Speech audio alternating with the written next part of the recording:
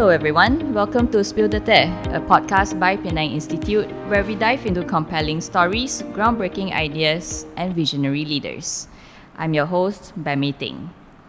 Today's guest is Kenny Uy, founder and CEO of Rondo Production, an organization that has become one of Penang's most vital cultural engines. In a city celebrated for its heritage but still lacking a professional concert hall, Rondo has stepped in to bridge the gap. Under Kenny's leadership, it has brought home internationally acclaimed musicians like Vincent Ong, who's Malaysia's first Chopin competition prize winner, and also staged recitals and masterclasses that sold out to eager audiences. Beyond performances, Rondo invests in education, offering workshops, mentorship, and financial aid to ensure that music is accessible to all.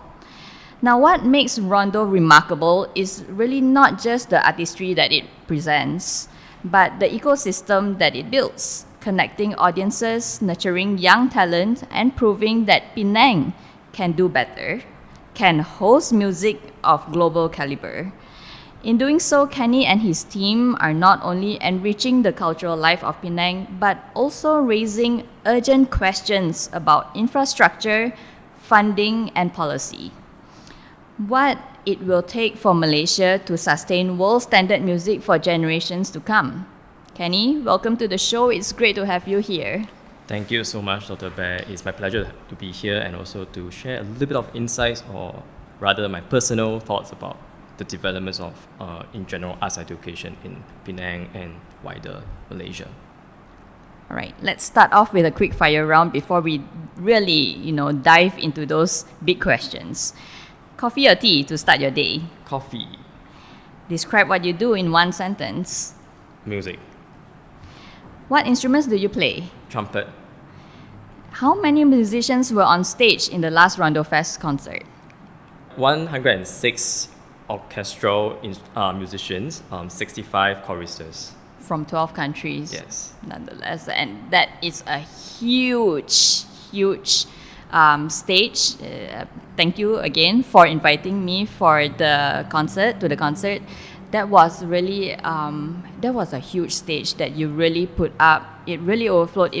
So for the audience sake, the most recent Rondo Fest closing concert was held at the TAR UMT College up in Penang, and Kenny had to extend the stage. It wasn't really just the main stage, but extended a makeshift stage, I must say, which actually took up almost half the hall, if I'm not mistaken. Yeah. Right? And that actually brings us to a very key question about the infrastructure and venues that we need in Penang for professional music concerts, right? So, like I mentioned just now, Penang has long been celebrated for its heritage spaces, but yet it still lacks a professional concert hall designed specifically for music. How does this absence shape the way Rondo and other organizations plan their programming? Well, I think it's a very big question. Interestingly, over the years, Dr. Bear has been, attending all our concerts, Rondo Fest, and for the first few years, we have been asking different stakeholders in Penang, including the state governments, about concert halls. But after these years, to us, the bigger question actually arises from this: is what kind of cultural city does Penang aspire or want to become? While concert hall is important, but we slowly think and also realize that it is only one part of the larger ecosystem that we have in Penang. Because over the years, a lot of musicians participants, they coming to the programs and also things that we do in Penang.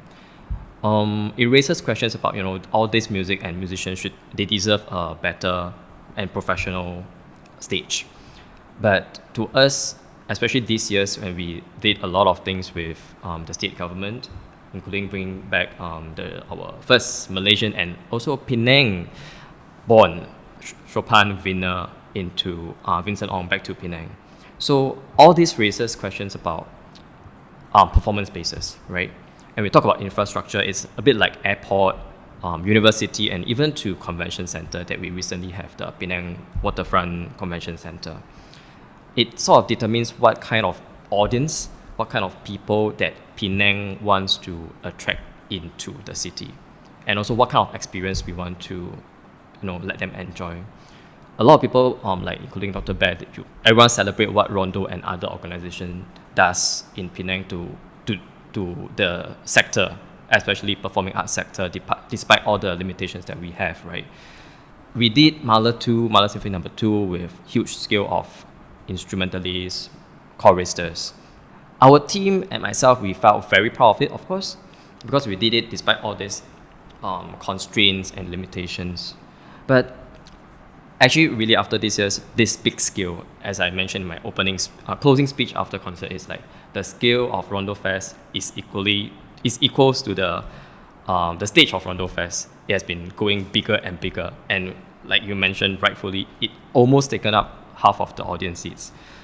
So we found out that there's actually a lot of efforts being put into the community, not just Rondo Production, to overcome limitations that actually it shouldn't exist.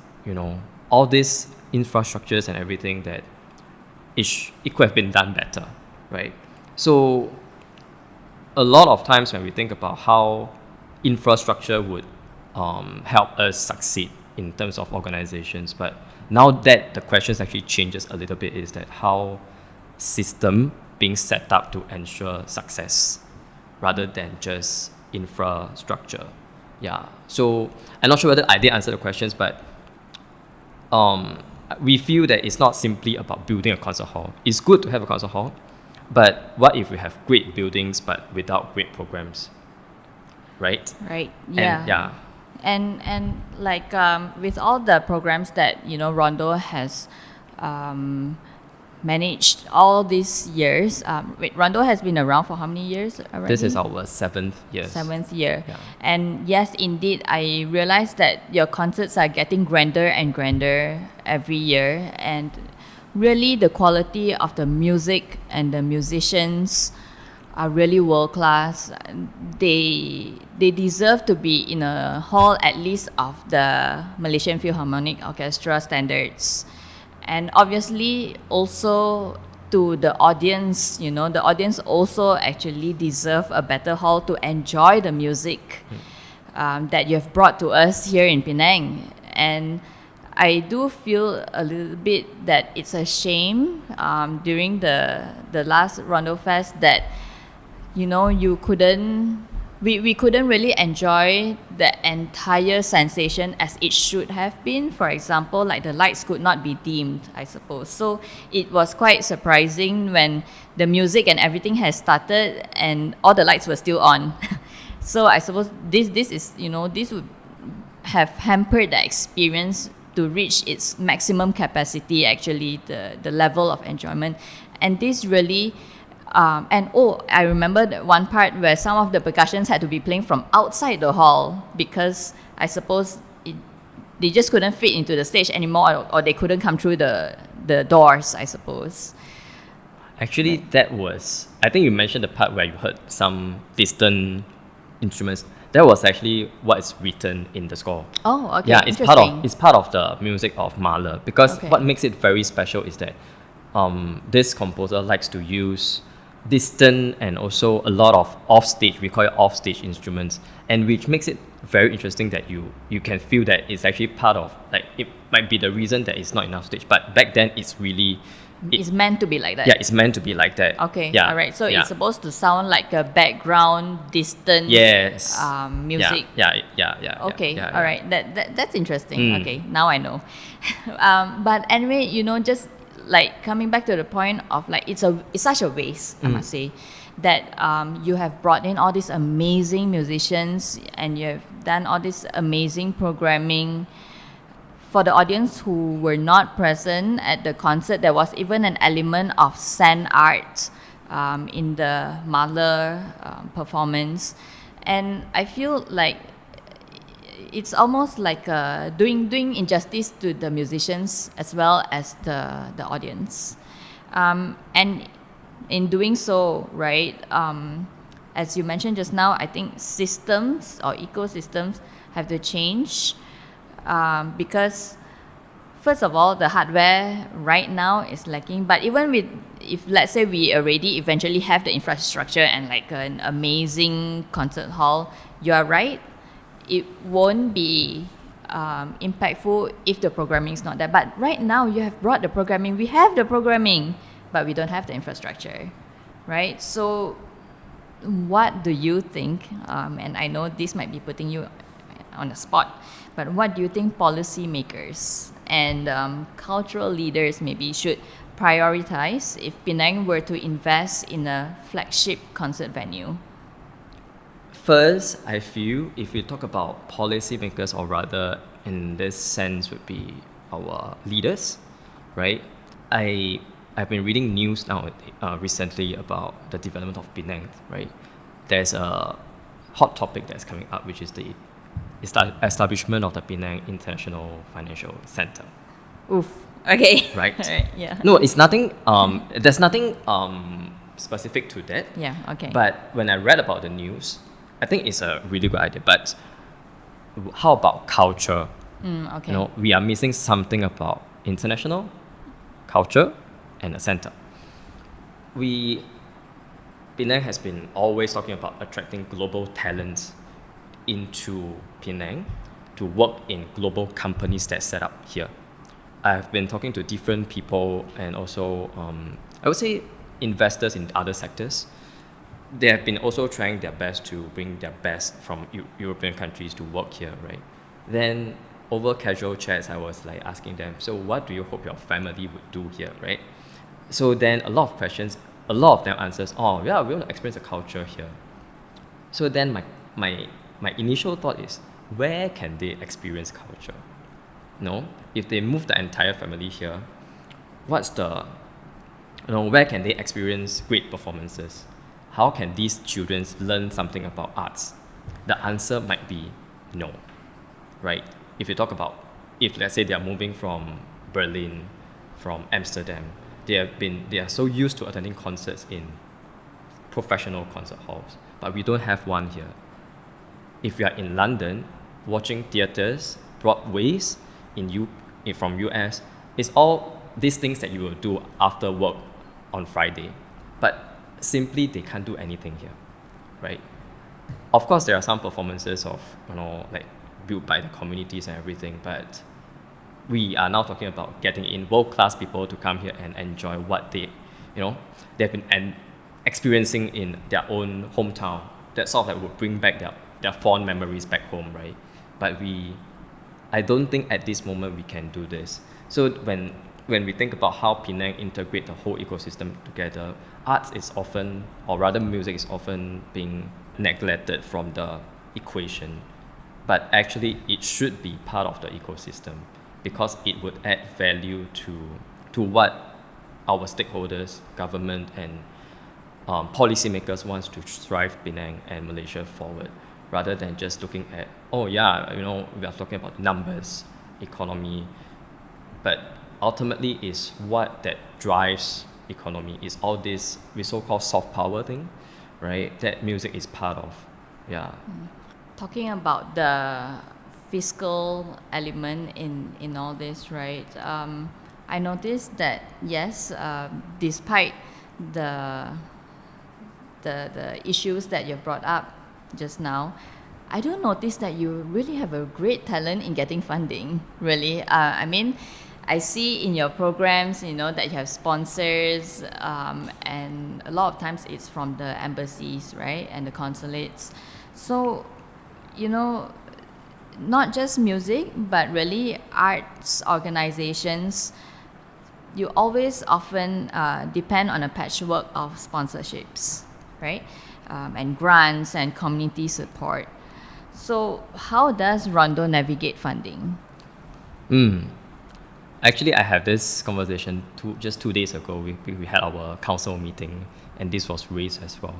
Actually, to be very frank, when we first started, within the first, I would say 3 to 4 years, we rely heavily on grants and sponsorships.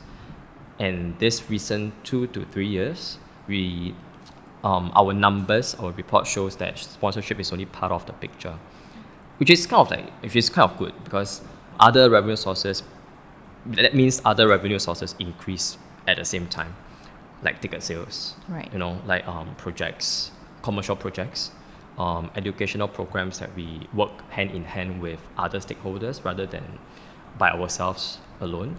And partnerships actually build up a very significant part of our income, because over the years we realized that working with different organizations, and what makes it very meaningful is always about the impact that we do rather than the transactions that we are talking about.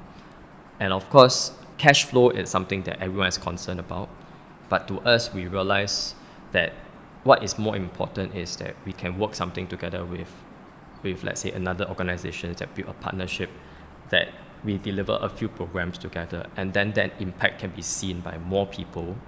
And also realizing that music is not by ourselves. Yeah. And then of course you mentioned a very right point about the arts organization, like music organization is always asking about money. Actually, I think for Rondo it's always a misconception, because we are not asking for money per se to do things that are like at this moment. We are always asking for partners, and rather contributors that believe in what we can do together in the future, through arts, through performing arts, through music. And of course, Dr. Beh mentioned, we have been very fortunate to be supported by different embassies here, primarily because of the cultural exchange program that we have been promoting, because of the different talents that we bring in from their countries. And of course with ABRSM, where the music education piece is heavily being strategized in this part of the world rather than just focusing on exams. Yeah, so that's pretty much how we navigate our funding.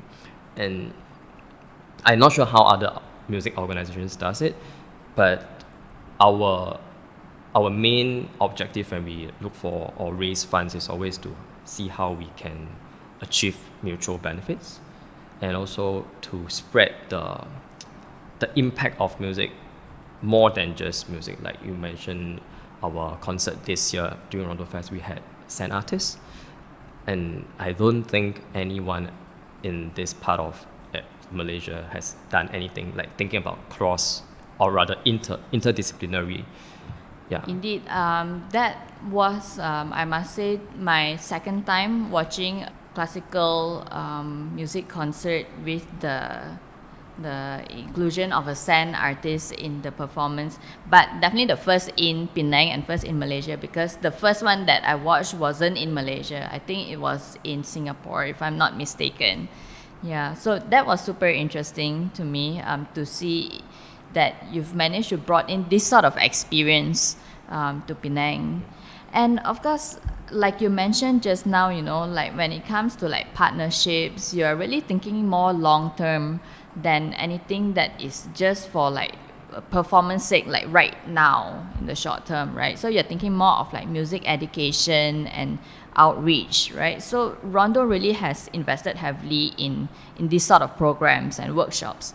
So how do you then see arts education or music education shaping Malaysia's creative economy in the next decade or so? Because Kenny, I took music exams too, right? Piano and cello. Went through the BRSM system, and even going through those classes and exams, they were super expensive. I remember, I think it probably burned a hole in my parents' pockets. But then again, beyond that, beyond going through grade 1 to grade 8 music exams, I do see that music students in Malaysia would come to almost like a wall after that. Like, those who are really passionate and like really talented in music in Malaysia would likely leave the country or at most perhaps head to KL, right? To further, if they want to get to become a professional musician, they would actually need to go to some part of Europe, for example, to break through lah. So I suppose this is sort of like a wall that we have to break through in Malaysia. There are a lot of music schools, even in Penang, right? But really beyond grade 8, people sort of stop there because there's no other clear track to move on after that if they want to go professional, right? So how, does Rondo help perhaps in navigating this issue? I think it is not like we are here to navigate these issues, but more like actually a lot of people think Rondo's goal is to produce more professional musicians, but actually our goal is not to produce more professional musicians that that can get a job in Malaysia or somewhere else. But what we want to do is that music is part of a medium, or rather classical music is part of a medium to produce better citizens in Malaysia. Okay. Because like what you rightfully mentioned, we don't have a lot of opportunities here. Like for example, after you attain a music degree here from from UCSI, what's next? I guess the answer would always be, oh yeah, I can work in a music school, maybe I audition for Malaysian Philharmonic. But these are very limited options compared to what we can see from Singapore, Thailand, our neighboring countries, right? So I would like to see that in general, Rondo can always use music or rather art education to teach young people how to collaborate, learn, communicate and solve problems in a creative way. So how they actually, we're thinking about mindset shift rather than just you have to learn music because you must do something with music. But we realized over the years, especially through the participants or audiences that attend our program, mainly participants, that after the program, they know how to be more empathetic because then we put them into people with different cultures. Even with across Malaysians, they can see someone from a different state, they feel like, oh, I actually got more opportunities than someone compared to the other states, right? And that's what we want that to build up for the youth nowadays, that skills that every industry needs, but we can build it up through music. Because to us, not every student wants to be a professional musician. Yeah, sure. And they don't have to be. Yeah. Right? What we see in the long term is actually, we hope that all these attendees, or rather all these participants, one day in the future, they become entrepreneurs, they become business leaders, and they become policymakers, right? And that's how we build future audiences, investors, and also better system, because they went through the whole pipeline, right? Then they'll realize, it's like how I started in Penang with no trumpet teacher and I have to go to KL every week to take lessons, and now I'm doing things that trying to change a little bit of the cultural landscape here. And this is what I feel a lot of music schools, or rather music organizations, that should really cultivate a culture that you it's not about making or producing professional musicians that in 10 years time they come back and teach your music school. I would rather spend time telling them why music is important, why education is important, and 10 years time, who knows, we produce another billionaires from this. And that's when he or she realize, yeah, I've been through this system and now I can contribute. It might or might not happen, but there's always a chance, right? I completely agree. I mean, so it's really more character building than anything, because and you're right, it's not like when we were sent to music schools by our parents, I don't think they were thinking that we were going to be professional musicians one day. It was more of training other values such as discipline, I think mostly discipline actually, and also confidence, and also maybe time management even, because like most of the students who are going through their music classes are students, right? And they've had to juggle their schoolwork and music practices, and of course the whole nerve-wracking once in a year ABRSM exam, practical exam. Um, I, I think what you're doing is really noble, and you're right. It is through music that people actually do learn different skills in life, and we do not necessarily have to think that it is a career track. It's more of building their own personality in other parts of their lives, right? So in that sense, I think that would be a long-term impact. Would that be how you would measure your long-term impact, right? So it's really beyond immediate performance outcomes. So tell me, do you, like, Rondo has been around for 7 years. Have you seen any, like, maybe your initial cohorts have gone on to do something else in their lives for sure, right? Not all are professional musicians. Actually, there are a lot, you know. Even those who are actually on stage, who were on stage this year with us, some of them, actually I would say maybe 40% of them are not music students. Some are engineering students, some are business students.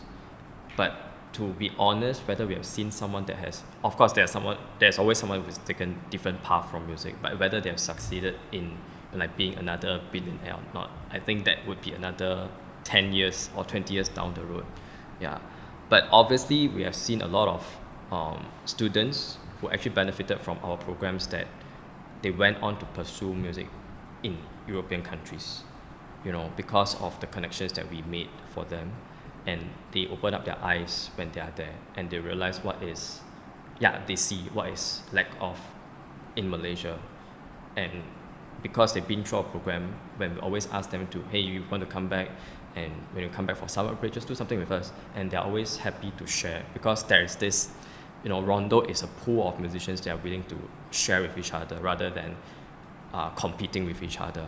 So that for that, yeah, I would say I'm very proud for all of this that they have been, you know, they have achieved, you know, in terms of character building, that they have been taught to share, you know, rather than they are taught to compete in a sense. Yeah. Yeah, and I noticed that Tengku Irfan is always the main conductor for the finale of Rondo Fest, and I think this is also very interesting because he is actually based elsewhere, In right? the States, yeah. In the States, right? And it's interesting to see him coming back to help out every year, and I suppose to train the students during Rondo Fest, like the workshop weeks, right?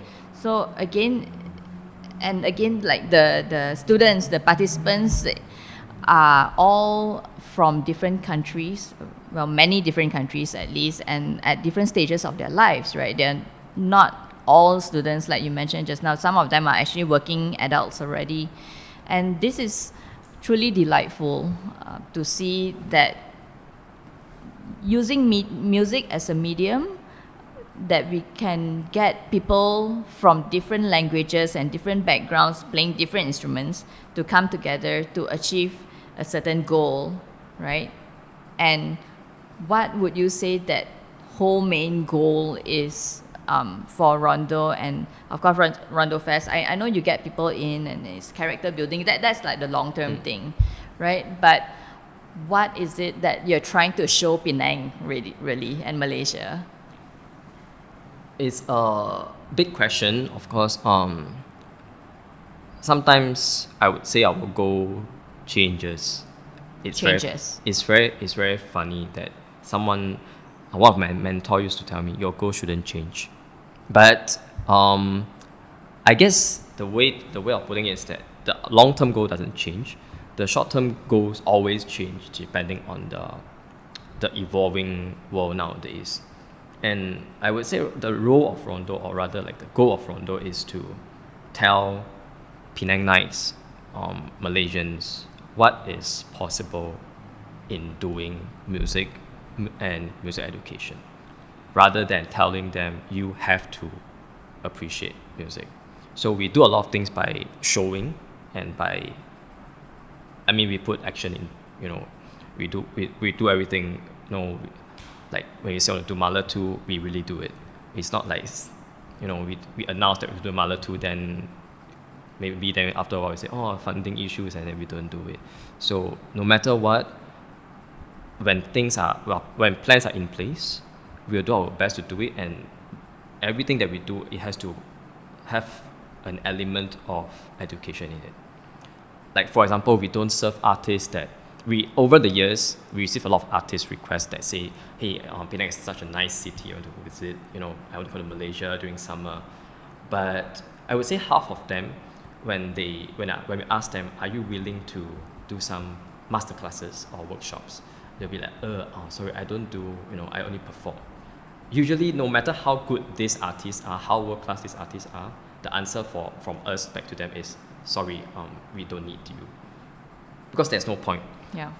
For example, if let's say I was talking to a friend, say, why not you bring Lang Lang here? Of course, I can bring Lang Lang here, But if Lang Lang says he doesn't want to do masterclass, my answer will also no. We don't really care how world class that person is, but whenever he or she here, there is some education element involved. There should be, and because we are bringing people from different cultures together. So if they are here not to share but just to perform, there's no exchange happening. It's a transaction. Yeah, right? And then you would, Rondo will end up just being an event organizer instead, which really beats the purpose of your goals. Yeah. Right. So it's very funny because our identity, right, when we introduce ourselves to businesses, they look at our corporate profile, then they say, yeah, you're an event organizer. I said, if I were to take it that way, yes, but we are an event organizer, but with educational element in it. Yeah, I mean, that's the corporate way of putting it into action, because we don't have our music school, like we don't run like a music center, because we believe students are everywhere, and everyone is a student, lifelong learner, right? Yes. So if I may ask, what's next for Rondo, or at least in the coming year, that we can expect? I know every year you have your Rondo Fest, and in the closing of the last one, someone did ask, and you were not sure actually if the next Rondo Fest will still be in Penang or not. Perhaps you want to dive into that question a little bit, or maybe untangle certain thoughts about that? We definitely have plans. I would say bigger plans for Rondo in general for the next 2 to 3 years, because we plan our programs at least 1.5 years in advance. The reason why, whether the question of being, Dr. Beh, you remember we used to do a lot of activities in Penang, and this year, we just ended the first half of the year, right? And I look at the calendar with my team, then I talk to my team and say, actually, I realized we kind of reduce 50% of our programs that we do in Penang. And of course, the reason is primarily because of the infrastructure that we talk about. So moving forward, my team is always, pushing me towards be more practical, right? Because every year we spend I would say a considerable amount of time to search for venues in Penang for projects. But whereas in KL, it would be more it would be easier to be, to achieve or to be done.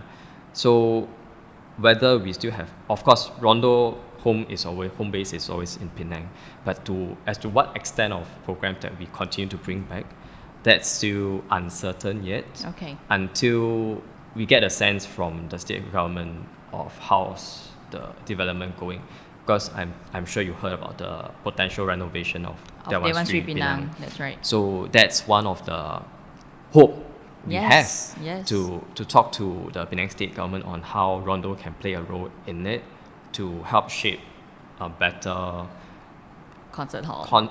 Actually, I wouldn't say concert hall right now. It's more like performing arts. Performing arts hall, Arts center, okay, and there are different. Actually, fun fact to share is that even in European countries, they stopped building concert halls Okay. because of the changing needs and the demand nowadays. So what they have been building is a space that is flexible enough to accommodate to different performances, but ultimately it's still a It's still a performance performing hall. arts venue. Yeah. Yeah. And so that means it should be able to house music concerts, musicals, dramas, but basically a performing arts hall and not a multi-purpose hall that we Correct. always have in Penang. And that's just not good enough, right? Yeah, and with technology nowadays, there are a lot of advanced technology being invented to address these problems. Like with a tap on the iPad, you can change the acoustics of the rooms. So all these things that, in a sense, I understand why it exists for this technology, because concert hall is just only catering for classical music. But whether the city needs so many classical music performances, actually even to European countries, they are so not sure. So even more so for us, Yeah. right? So rather than striving towards a professional world-class concert hall, a professional world-class performing arts space would be very nice. Yes, indeed. Hopefully that will become true in the Dewan Sri Penang when the renovation is done, and of course, really hoping to see many more great things from you and Rondo. Thank you so much, Kenny, for being here today. It's Thank you, really thank you. been a pleasure talking to you about this issue here. Thank you. Thanks for having me. Thank you, thank you. I've been speaking to Kenny Uy, founder and CEO of Rondo Production. This is Spill the Tea, a podcast by Penang Institute.